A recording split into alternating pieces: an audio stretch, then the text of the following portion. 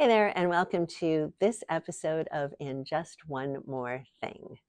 The county recognizes April 11th to 17th as Black Maternal Health Week each year, and this observance has become a really important part of my policy platform. Really, since I joined the Board of Supervisors in 2019, I have dived into understanding the disparities in outcomes for Black moms and babies compared with the rest of the population, and have helped to build programs and conferences and film screening and generally raise awareness around an inequity that honestly truly does not have to exist. We'll get more into that in my conversation today. So hang on, and we've got more to come.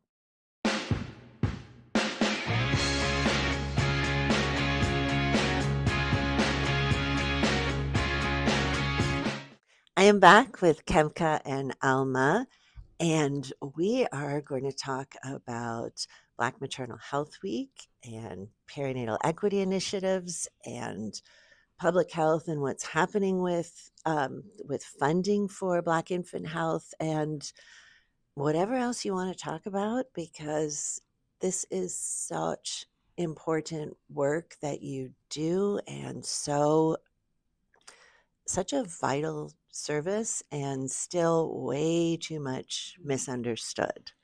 So let's start with maybe just a quick explanation of what the work is around Black infant and Black maternal health at Roots. So some of the work that we do at Roots is just providing a safe space for Black women. A lot of the times, women feel overlooked or they aren't supported by their community, and so we provide that space. So we do that through our Women of Wellness program. So we have events where we bring women together. Sometimes we've had events and women have said, "This is the first time I've seen so many Black women in one space," and so we create spaces like that for our women. We also have our doula program that we've served over 220 women in our community, and some women have come back for subsequent births. We've also supported in over 119 or 115 births. I don't want to give an exact number because I don't want to be misquoted. Changing this morning too. Exactly. So yes, we've supported so many births in our community, and so we make sure that our women are well even before giving birth. So that's through the maternal health program, through the personal support, through our events. We do personal support, so one-on-one coaching. We also just kind of take them through life's journey. And so at Roots, we just are just a place where we just create spaces for Black women in this crucial time. So I want it to be clear to folks why this is so important and why we have acknowledged statewide, if not nationwide, a Black Maternal Health and Infant Health Week.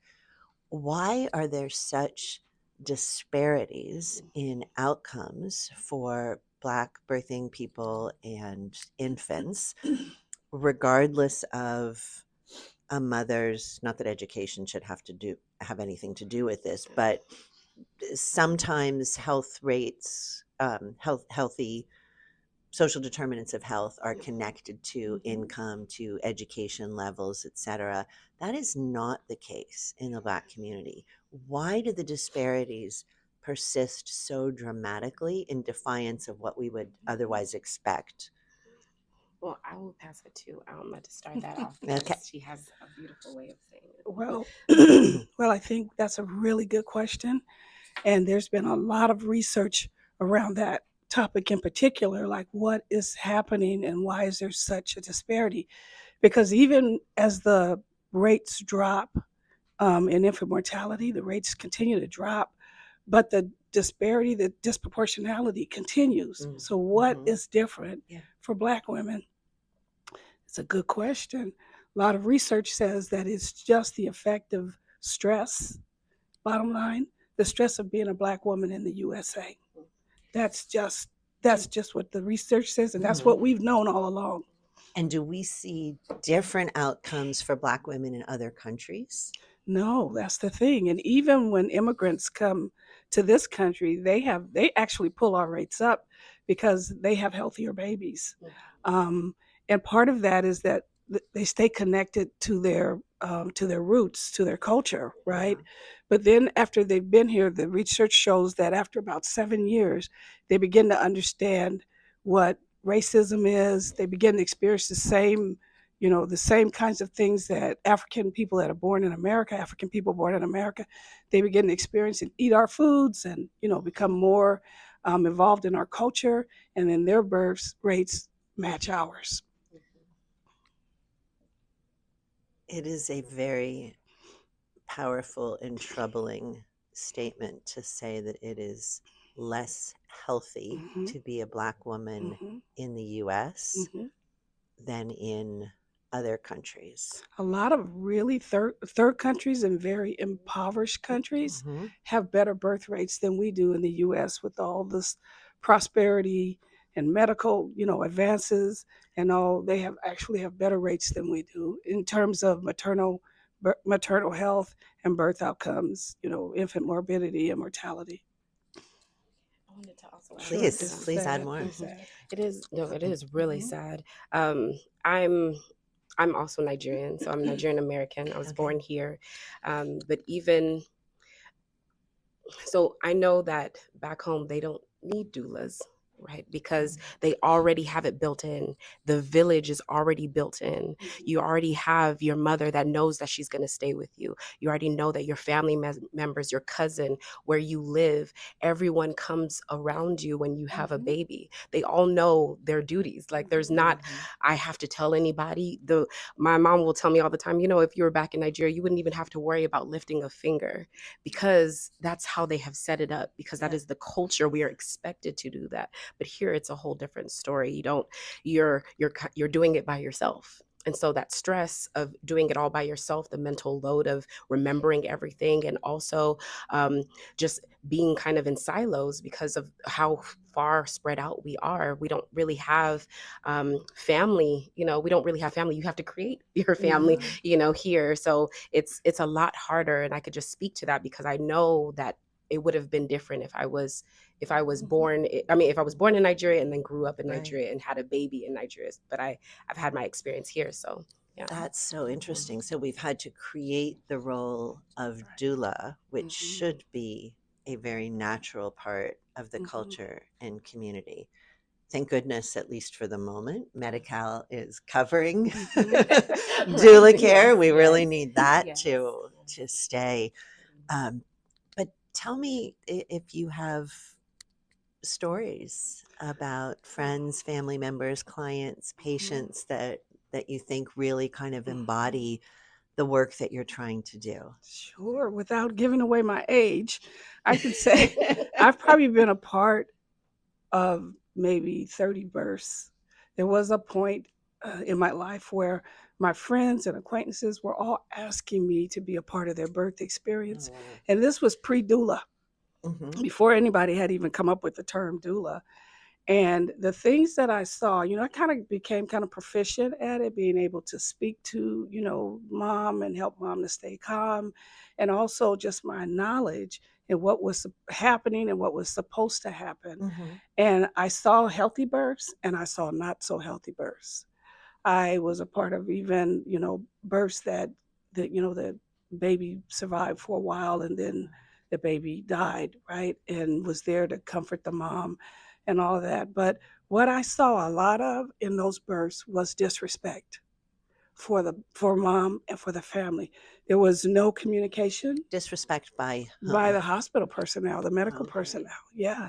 Like they would not tell them what was going on. They would not, and so I would whisper into mom's ear or, grandma or husband or whoever was there, I would whisper, you need to find out what's going on. There's too many doctors in here. There's a lot of nurses in here.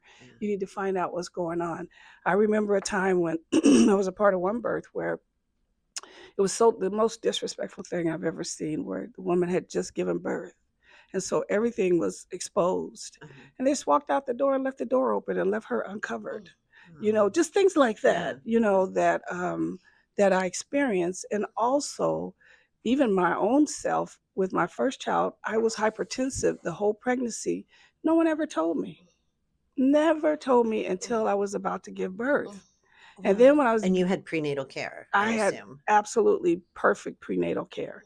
And I didn't Not miss perfect if appointments. they Well, yeah, didn't tell you. in that way, Wow. the communication was lacking. Yeah. Yeah. Seriously. And I didn't find out until I went into labor, was at the hospital, a very notable hospital in the Mhm. Bay Area. And there was a lot of just people around me saying, you got to stay calm, you got to stay Yeah. calm. And then it was my sister who was there who walked out and saw on the board. That was back when they would write stuff on the board. It Mhm. said, um, they wrote hypertensive, and so all of these interns were coming in because they were saying, we just want to be a part of your birth, but they wouldn't tell me what was going on. So they said, Oh, whenever man. something's up, we just like to be a part of it. And we're like, what's up? What's What's up? going on? Yeah. Tell me, And please. so now I know, right, the danger of being hypertensive during birth, Right. because my blood pressure apparently was really high. And they told me, oh, you've had high blood pressure your whole pregnancy. And no one ever told me, and there was never any treatment for it.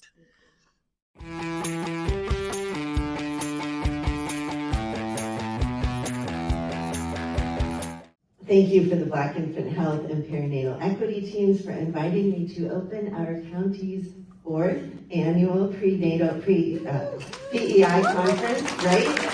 I remember the audacity that we all felt 4 years ago when we announced the first annual conference, because we were so confident that this would indeed become an annual program. You work to eliminate the disparities that Black mamas and infants continue to face, and you build communities of vital support for so many families. As everybody in this room well knows, these disparities are not medical, genetic, or financial in nature. They are caused by the long-standing effects of racism, bias, and injustice, all of which lead to chronic elevated stress and are compounded by the way in which the medical industry has historically, and unfortunately often currently, views Black moms and babies.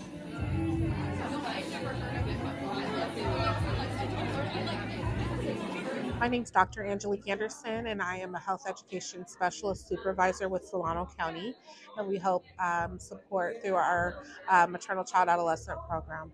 I've had the opportunity to have 2 different types of birth. I've had a more holistic one with my first child, where I was with a birth center, very few interventions. My birth was amazing, probably too amazing, 4.5 hours from start to finish.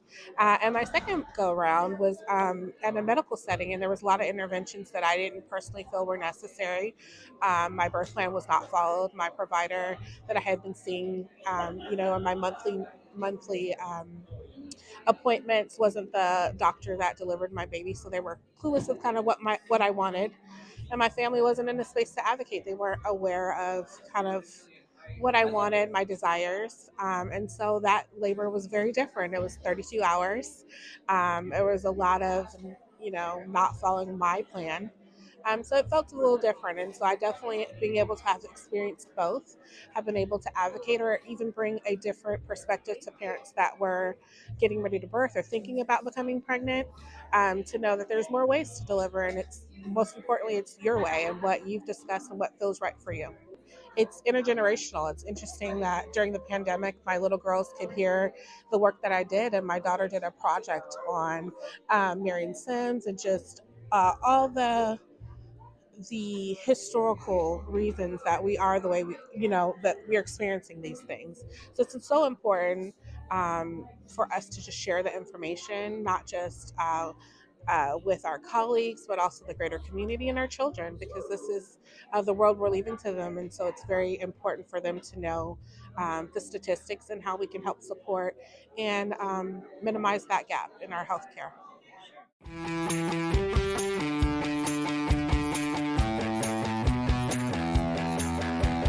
One of the projects that I've been trying to work on and have been able to pull together a commitment from all of the hospitals in our county, public and private, to agree softly to look at their data. so that we can address this objectively. Right. Because, of course, the doctors, the nurses, the hospital executives, do not believe themselves to be racist. And Mhm. when we present Yes.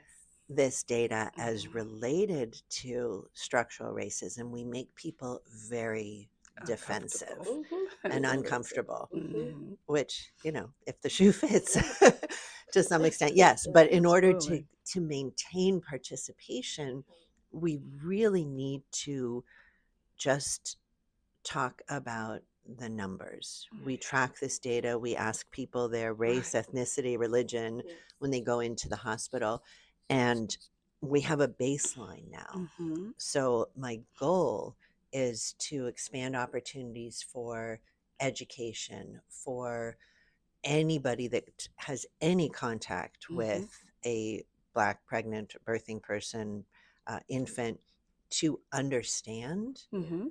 if not the culture, the data, and then Mhm. be open to things that we can do to Mhm. improve those numbers. I would love to see um, some kind of certification Mhm. for hospitals that have significantly strong or improved numbers Mhm. around incomes. Incomes That's too, sure. it. They all care about their Right, income, right, yeah. but outcomes, so that we Right. can really highlight that Mhm. as something to strive for, Mhm. um, rather than calling out or um, eh, emphasizing negative Mhm. outcomes, which really just gets Mhm. doors shut Mhm. down. But I do work with our perinatal equity Mhm. initiative folks and the Black infant health. Mhm. But as I mentioned at the outset, the the public health dollars that have been cut from the federal government Yeah. are so drastic. Right. Many public health departments across our state are funded 80 or Mhm. 90%. Mhm. We have made significant changes at the Mhm. county in order to be able to preserve those services. Mhm. Um, we won't be able to do it to the full extent that I want. If across a range of incredibly vital work, what would you say is the very, very most impactful or important to make sure that this county does not pull back on? Mm. I'll let You want to start? you. Go ahead. Um, And yeah, I'm inviting some budget advocacy here. I'm well aware. yes, yes. Something that they shouldn't pull back from is the the support, this all of the support, because we know that our mothers, it's not about just having her be healthy when she's pregnant, and Alma says this all the time. Mm-hmm, It's not about her mm-hmm. just being pregnant while she's Right. healthy while she's pregnant, but by starting upstream. And I love when you say that you got to start upstream. And so Yeah. everything that she's doing before she's even thinking about being Right. pregnant, so she Right. can be of optimal health. That's why we have our personal support, Yeah. because we look at, and through perinatal equity initiative, Mm-hmm. we make sure that we're doing that preconception work, Yeah. where we're helping her to be mentally stable, having her connect with therapists, helping her other mental professionals, Mm-hmm. just so that she Mm-hmm. can be clear, because that stress is real, Yeah. and that stress affects the baby. We know that the mother, as she stresses, that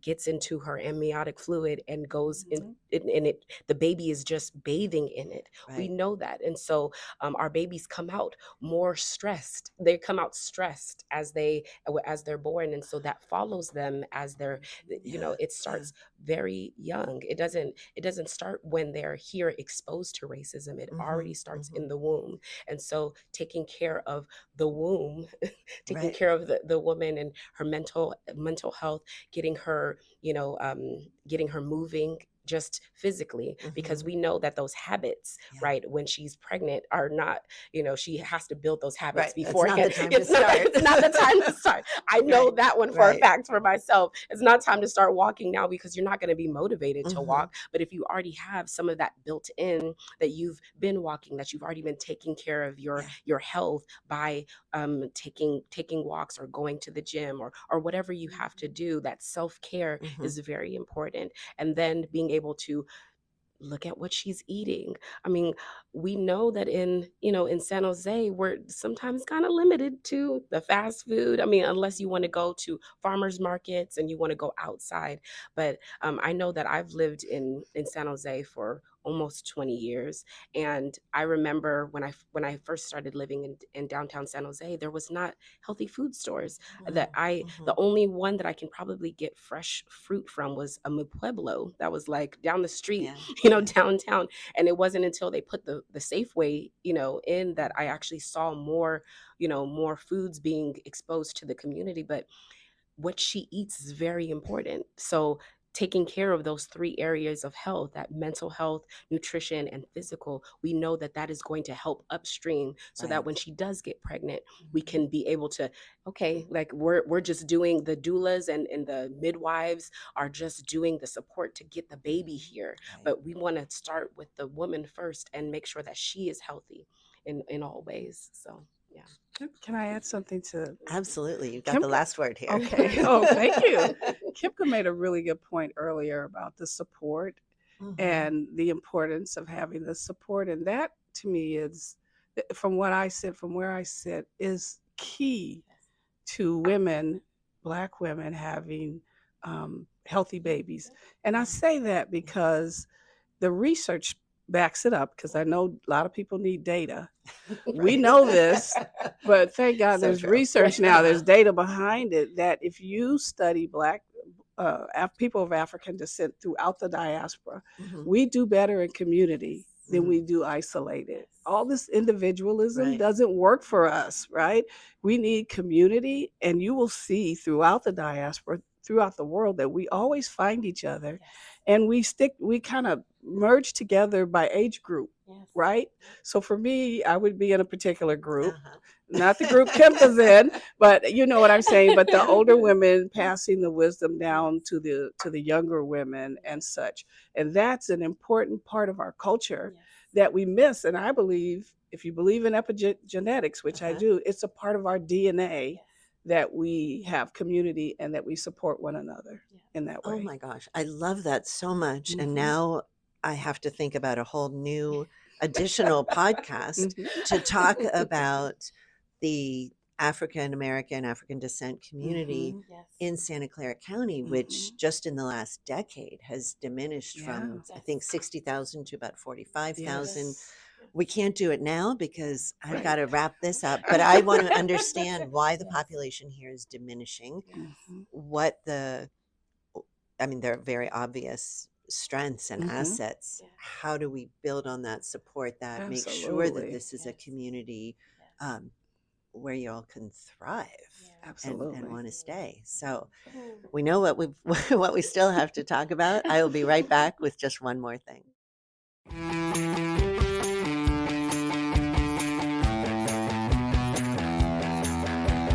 Wanted to share just one more thing here. I was really intrigued during my conversation with Nkemka and Alma about the emphasis on birthing within a community and how important it is to have those supports all around, both during and after birth.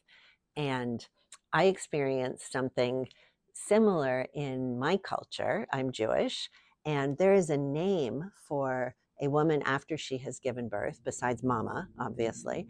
It's a Kimpatoran, which I hope I'm pronouncing correctly, but it really puts the new mom in this very safe bubble where the only job is to feed the baby and rest and heal your body. And you have a community mostly of women, relatives, bustling all around, providing food, making sure the Kimpatoran is drinking, taking care of other children and partners, and just creating this really lovely space where your whole job is keep this baby alive, heal yourself, and the rest of the world can fall away for a little while. And when Alma and Nkemka were talking about that, it just reminded me of the wonderful experiences that I got to have following the births of each of my 3 children, with large thanks to the women in my family and community.